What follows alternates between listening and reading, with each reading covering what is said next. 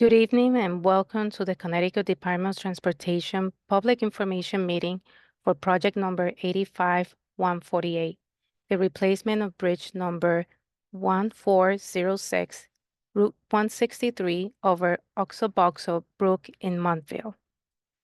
My name is Leslie Ruiz and I am a project engineer with the Connecticut Department of Transportation. We hope this presentation will be informative and we can answer your questions.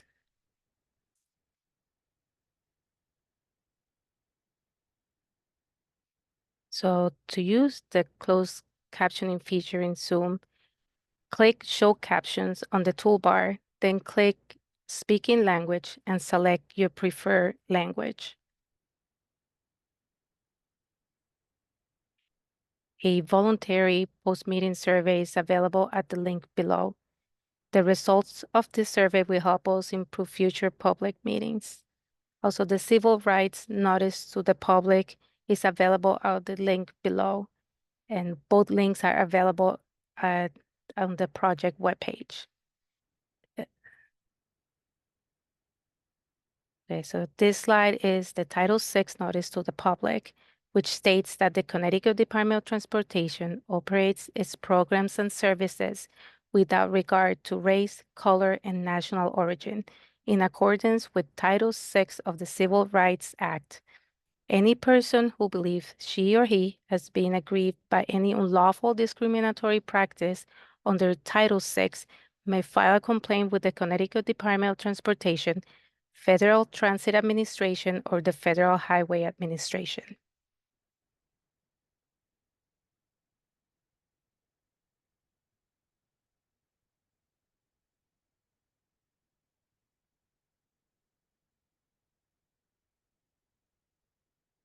And this slide shows the Title VI notice translated into Spanish.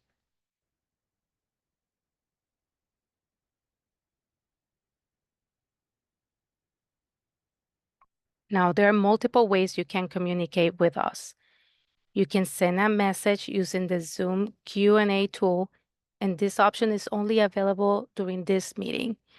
Also, you can contact us by emailing the project team at dotproject85-148@ct.gov. You can also leave a voicemail at 860-594-2020. Please include the project number, which is 85-148, and your contact information in your message.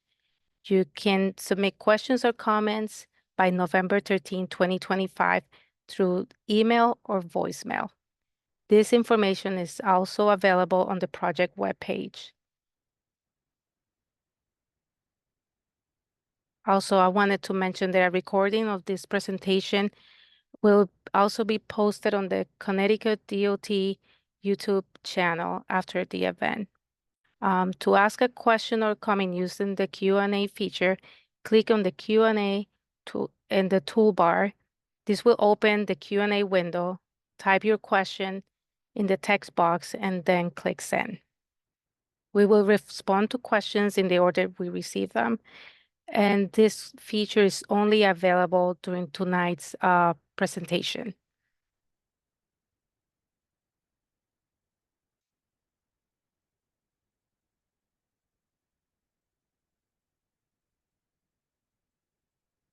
I would like to now introduce the project team. From the Connecticut DOT, you have Derek Lessard. He is the Division Chief of Bridges. Gregory Funk. He is the Principal Engineer of the Consultant Bridge Design Consultant Liaison Engineering Program, or CLE, like we call it. Christopher Patria, he is a Supervising Engineer in the CLE program. Myself, and Zachary Guarino, he's from Rights of Way.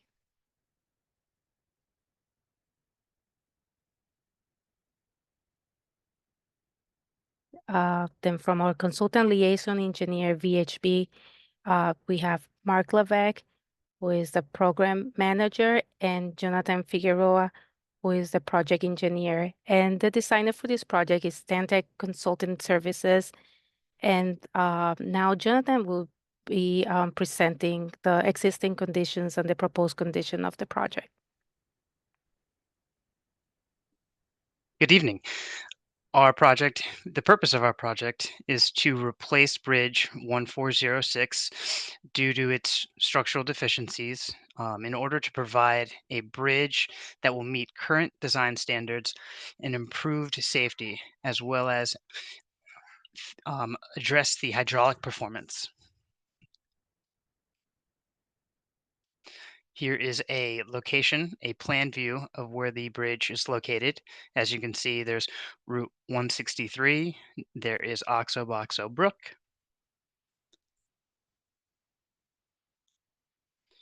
Here is another plan view with a satellite view.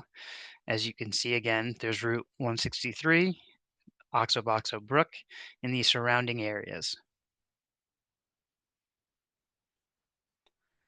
Now we're going to look at the current condition of the bridge. As you can see, this is the view both from the south approach and the north approach, essentially each direction as you approach the bridge. There is the west elevation. So if you're standing upstream, this is what the bridge looks like. There is Oxoboxo Brook, what the channel looks like as you look to the west.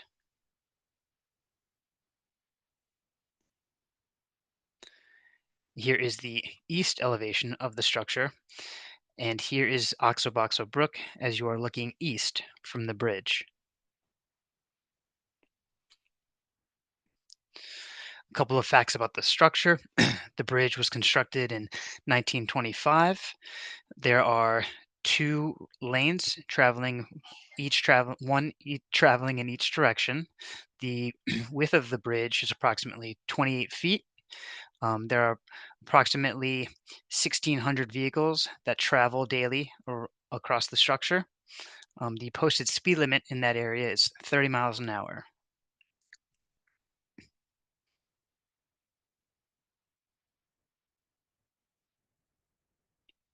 Here are some key components of a bridge. Here we'll be talking about the highlighted areas, the abutment, which supports the deck.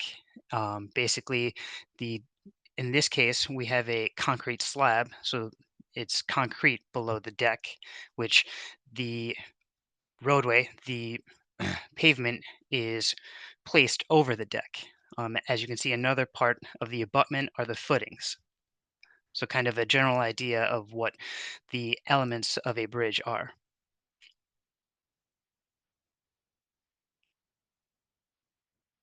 Now we're going to talk about some of the current conditions of the structure. The deck, essentially the pavement, is in poor condition. As you can see, there's some cracks along the wheel paths, and then kind of a close-up of those cracks in the areas of deterioration. Here you can see this is the underside of the bridge. So essentially, if you were in Oxoboxo Brook looking up at the bridge, you can see various cracks and other noticeable deterioration. This is the substructure, so the wing walls that are part of the abutment, they are also in fair condition. And as you can see, there's some scaling, essentially some areas of concrete that are delaminated, as well as some cracks along the wing walls. Now, this is the proposed structure. As you can see, we'll have some concrete beams that will be resting on top of concrete abutments that will be supported by piles, essentially elements that are driven into the ground that the abutments are then poured onto, which will then support the bridge. Um, as you can see, there's also the channel itself will have some grading, which will allow various wildlife to cross underneath the structure. Um, and then, yeah, basically, again, you can see the existing structure is that gray dashed line, the bottom of it. So we'll be increasing the opening, which will help with the hydraulic performance. Here's a plan view of the reconstruction that will be going on. we plan to, or the project will involve full depth construction. As you can see, those gray areas are the pavement, the roadway before the bridge. Um, there'll be improvements to the guide rail attachments.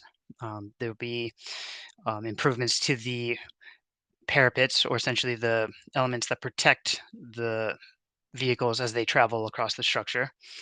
There are some utilities in the area as well that will be um, relocated temporarily as construction progresses.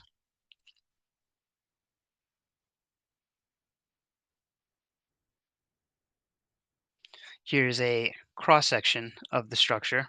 You've got the concrete beams on the bottom, then you have a concrete slab above the beams, and then you have the roadway above that, as well as the parapets, or the elements that protect vehicles on the either side of the structure.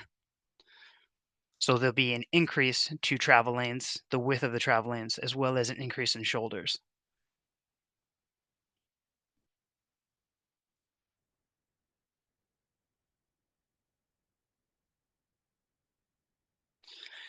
The bridge will be constructed in two stages with the intent to have alternating one-way traffic. As you can see here, this is the first part of the structure that will be built and the construction associated with that. As you can see, there'll be some areas um, that the grading, or essentially the areas around the structure that will be regraded, as well as the um, construction and protection of the traffic around the structure as it's being constructed.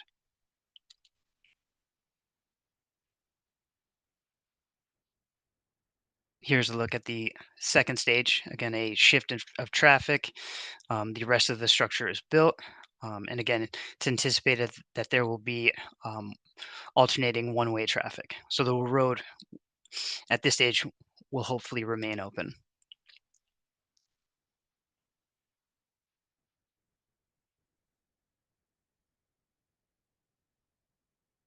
Um, these are the anticipated environmental permits.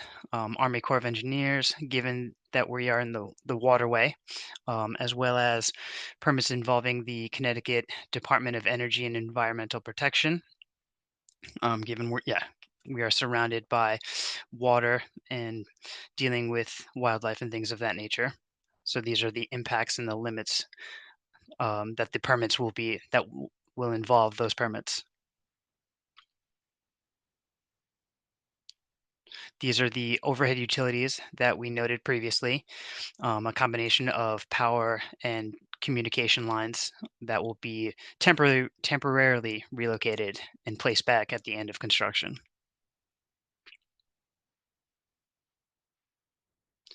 Now, these are the rights of way.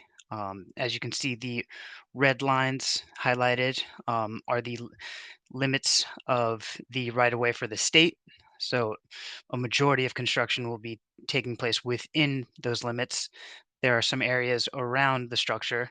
As you can see, the northwest corner, there's a proposed parapet that will um, go across into the beyond the limits of the right of way. So those will involve easements.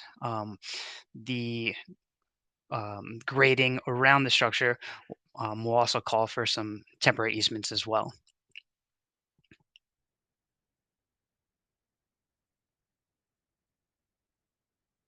And then I believe I'm passing it off to Zach. Yep. Thanks, Jonathan. So again, my name is Zach Carino. I'm the project coordinator for the department's Division of Rights of Way, and our office is responsible for acquiring the property rights needed for the project. And as John just mentioned, this project will require the acquisition of property rights, so I'd like to give a brief overview of our acquisition process. I'd like to mention the specific impacts are still being finalized and they may change as the design progresses. And then any required property rights will be acquired in accordance with Connecticut General Statute sections 13A 73 and 13A 98E, as well as the Uniform Act.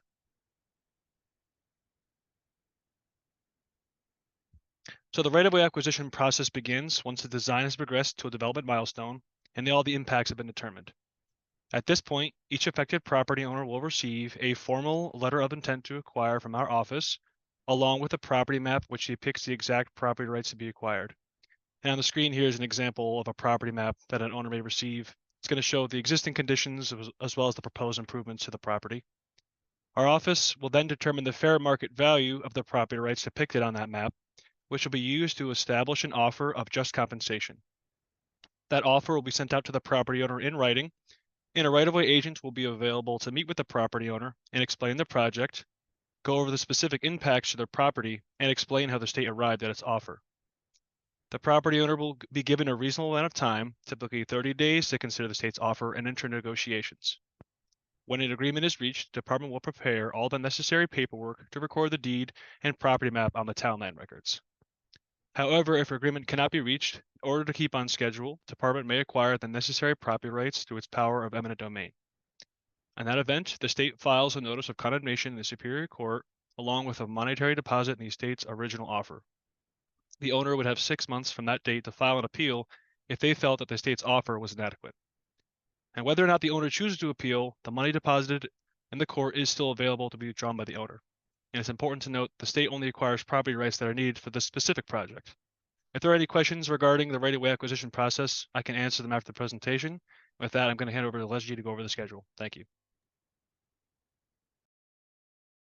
Thank you, Zach. So at this time, we're anticipating construction to begin in the spring of 2028 and be completed by the fall of 2028. We're currently estimating a construction cost of approximately $3 million, which will be paid for with 80% federal and 20% state funds, and no funding will be required from the town. Please note these are preliminary and they are subject to change. At this point, I will turn the presentation over to Mark, who will be the MC for the question and answer portion of the meeting. Thank you, Leslie, John, and Zach. I'm going to start now with the question and answer session. You'll notice I posted many things in the chat. I posted the project email, and that is DOT project 85-148 @ct.gov. There's a voicemail you can check. It's 860-594-2020, and we ask that you leave the project number in that voicemail message. It's 85-148. There's a project webpage, and that's the actual webpage is http://portal.ct.gov/DOT Montville 0085-0148. There's also a Title VI notice Leslie had mentioned before, and there's also a post-meeting survey that we would appreciate if you could fill out. It would help us get some feedback on tonight's meeting and how to improve meetings in the future. Now, I think Leslie had gone through before the different ways to ask the questions. The live one right now is a Zoom Q&A chat, so you can click on the Q&A section, type in a question, and then you can post a question, and we'll try to respond live here right now. So we're happy to answer any questions on the project.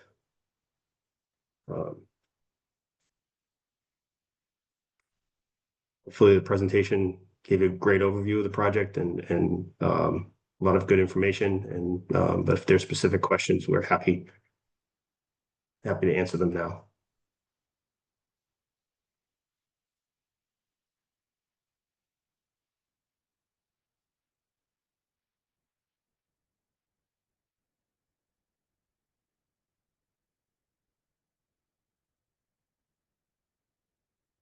I do want to remind everyone, as we mentioned before, that the comment period is open through November 13th, 2025. So if you're watching this on YouTube, the copy of this presentation is going to be posted on YouTube and the DOT channel. That question and answer period is going to be open until November 13th, and we will respond as soon as we can to those questions. through if you're asking by phone or by email. Don't see any questions right now on the live Q&A. But we'll continue to stay on for a few more minutes to make sure if you come up with anything.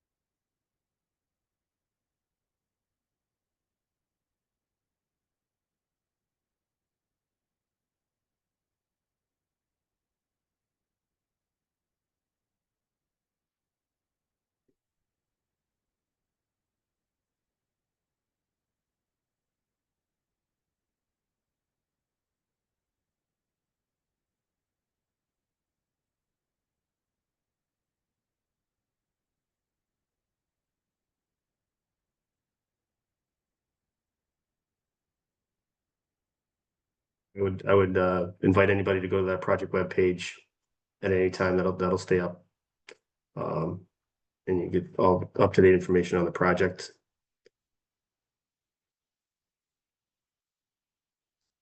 And that's listed on the page above. I want to bring up again about the survey. I added that to the chat. And it's just a brief survey. It just will help us improve for future meetings.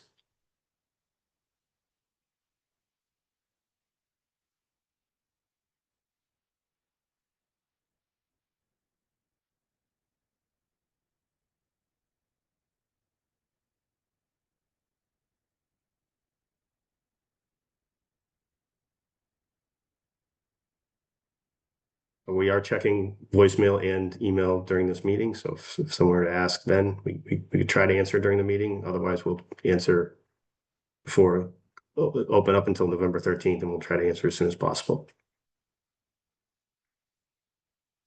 But this live Q&A session is only going to be during this live meeting right now. So again, if you want to ask questions later by phone, 860-594-2020, please mention project 85-148. The email dotproject85-148@ct.gov.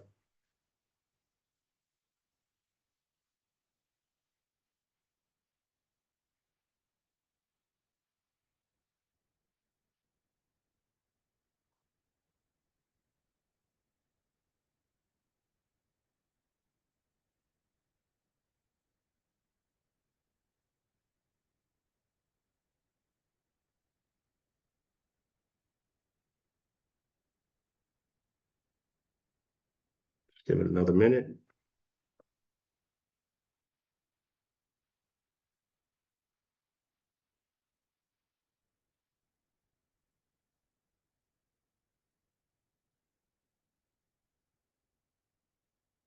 Since I don't see any questions, I think we're going to wrap up. I think it's a good time to end our presentation. And I just want to mention once again, you can still ask questions through email or voicemail for the next 2 weeks until November 13th.